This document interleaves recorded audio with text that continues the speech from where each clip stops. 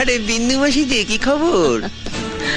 আপনি তো আর এখন বিন্দু মাসির হাতের পান খেতে আসেন না, তাই বাড়ি বয়ে আপনাকে পান খাওয়াতে এলাম। সম্পর্কটা এখানেই শেষ করে দিলেন সামন্ত মশাই? এ তুমি কি বলছো মাসি? তোমার সঙ্গে আমার সম্পর্ক কি আজকের? আমি আগে যেমন তোমায় ভালোবাসতাম এখনো তেমনি ভালোবাসি। এর চেয়ে বেশি বলার আগে আপনার লোকদের সরে যেতে বলুন সামন্ত মশাই। দেখলে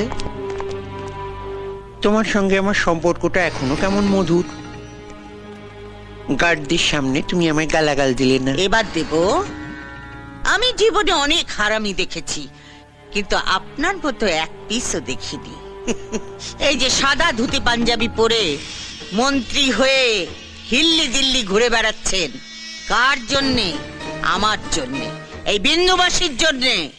ভোটের সময় বুথের সামনে বোমা ফেলে ছাপ্পা মেরে আমার ছেলেরা 60% ভোট আপনার পকেটে ঢুকিয়ে দিয়েছিল। তারপর আপনি জিতেছিলেন, তারপর আপনি মন্ত্রী হয়েছেন। আমি কি সে কথা একবারও অস্বীকার করেছি মাসি? চুপ হারামজাদা, আগে আমাকে শেষ করতে দে। আমাকে কথা দিয়েও টিকিটটা বাবলু কোলেকে পাইয়ে দিলি। বাবলু আর বড় কাছে মই লাগিয়েছিল। পার্টি প্রেসিডেন্ট নিজে ওর নাম প্রস্তাব করেছে। তবে আমিও বলে দিয়েছি, কর্পোরেশনের মেয়র কিন্তু মাসিকেই করতে হবে। গোটা শহরটা হবে তোমার। মেয়রের চেয়ারে বসে লুটে পুটে খাবে। তোর মেয়রের চেয়ারে আমি ইয়ে করি। বিন্দু মাসি কারু ভিক্ষে নেয় না। আপনার পার্টি আমাকে টিকিট দিক বা না দিক, ভোটে আমি দাঁড়াচ্ছি ওই বাবলু কোলের বিপক্ষে।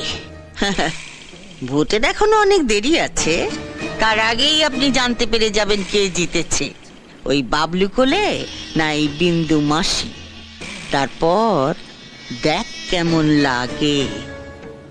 এই চলে আয় সবাই।